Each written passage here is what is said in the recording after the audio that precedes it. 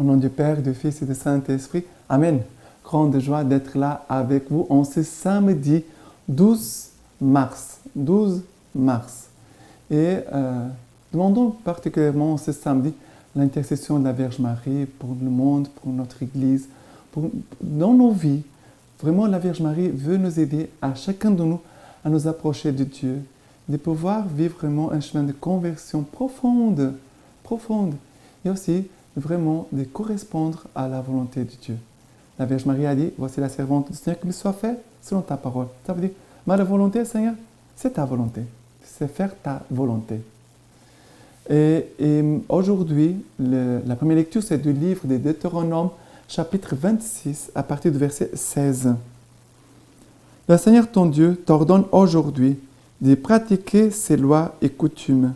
Tu les garderas et tu les pratiqueras de tout ton cœur et de toute ton âme. Tu as obtenu du Seigneur aujourd'hui cette déclaration qu'il serait ton Dieu, mais à la condition que tu marches dans ses voies, que tu gardes ses lois, ses commandements et ses coutumes, et que tu écoutes sa voix. Le Seigneur a obtenu de toi aujourd'hui cette déclaration, que tu serais son peuple à lui, comme il te l'a dit, mais à la condition de garder tous ses commandements. Il t'élèverait alors au-dessus de toutes les nations qu'il a faites, en honneur, en renom et en gloire, et tu serais un peuple consacré au Seigneur ton Dieu, ainsi qu'il te l'a dit. Alors, le Seigneur aujourd'hui t'ordonne de pratiquer ses lois et ses coutumes. Ça veut dire que le Seigneur nous demande des choses concrètes à vivre. Et je te rappelle, quelle est ton intention, ton propos de conversion pour ce temps de carême? Je te rappelle, parce que le temps de carême passe rapidement. Et nous devons mettre en pratique les lois, les commandements de Dieu, mais aussi ce que tu as décidé dans ton cœur de faire comme démarche de conversion, tu dois le faire. Parce que c'est très facile de laisser tomber. Ah, j'avais décidé telle chose. On commence et après, 3 jours après, on a tout quitté, on a oublié. Non, reprends tes bonnes décisions. Reprends tes bonnes décisions.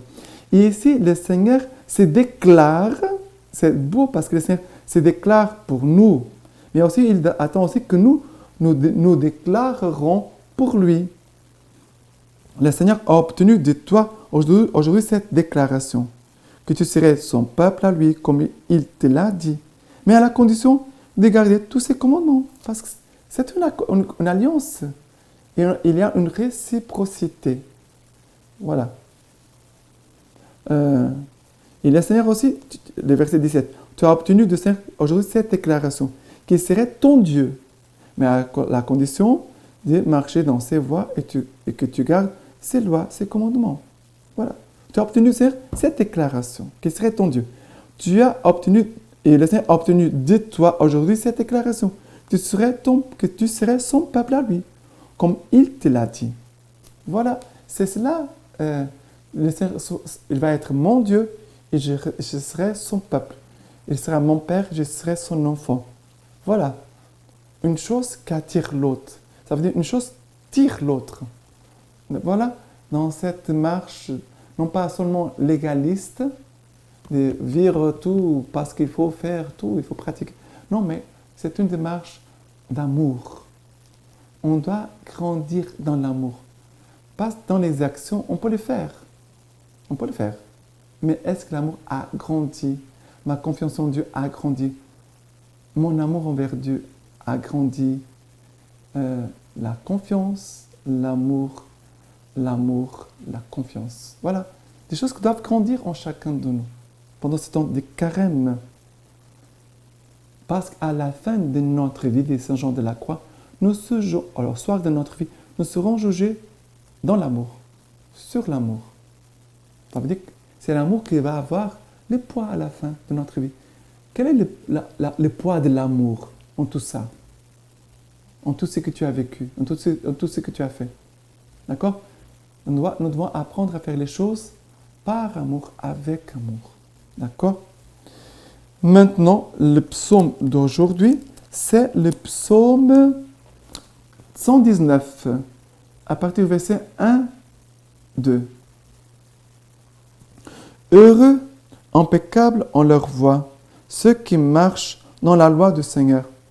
Heureux, gardant son témoignage, ceux qui les cherchent de tout cœur.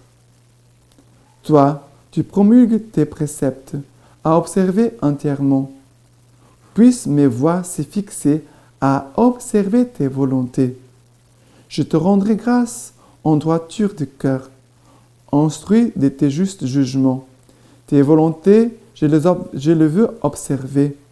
Je ne me délaisse pas entièrement. Il dit, je te rendrai grâce en droiture de cœur, instruit de tes justes jugements. Instruit de tes justes jugements. Le temps de carême, c'est une retraite que Dieu offre à tous ses enfants, à toute l'Église. 40 jours pour vivre une retraite. Une retraite pour approfondir la vie spirituelle, la lecture spirituelle, la vie des saints, qui nous amène aussi à la rencontre de Dieu, à découvrir davantage l'amour de Dieu, la présence de Dieu dans nos vies, de pouvoir mieux nous convertir, de pouvoir mieux faire la volonté de Dieu, la Lectio Divina, les catéchismes de l'Église catholique, la vie des saints, les écrits de notre pape. Voilà des choses que nous devons écouter, apprendre pour être instruits dans tes justes jugements. Nous devons être instruits dans les justes jugements. Voilà ce que le Seigneur attend de nous en ce temps de retraite de carême. D'accord? Et maintenant,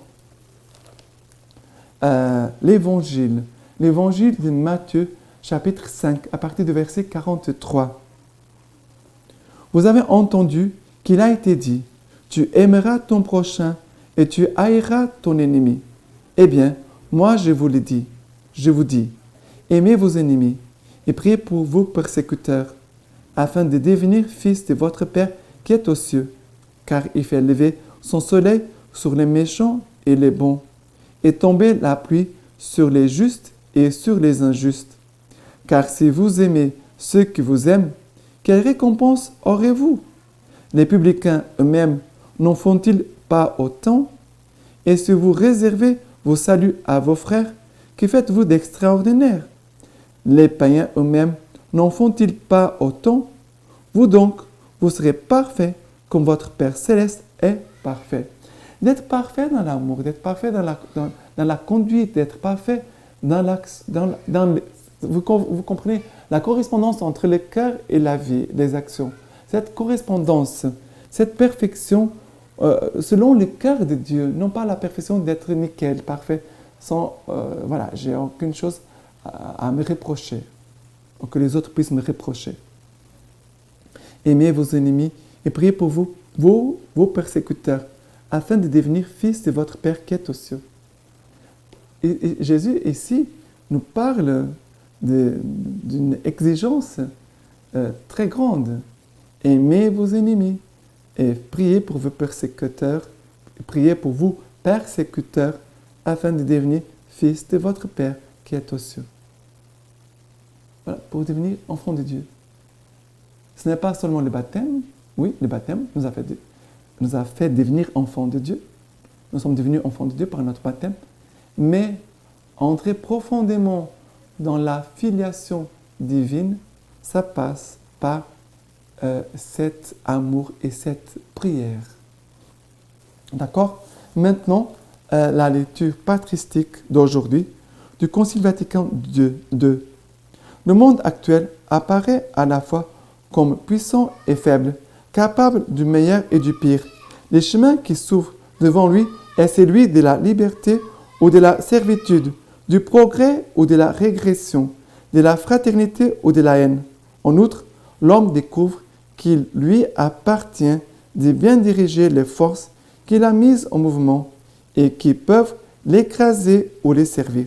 C'est pourquoi il s'interroge. En vérité, les déséquilibres dont souffre le monde actuel sont liées à un déséquilibre plus fondamental qui a sa racine dans le cœur même de l'homme. C'est en l'homme lui-même, en effet, que de nombreux éléments se combattent. D'une part, comme créature, il fait l'expérience de ses multiples limites.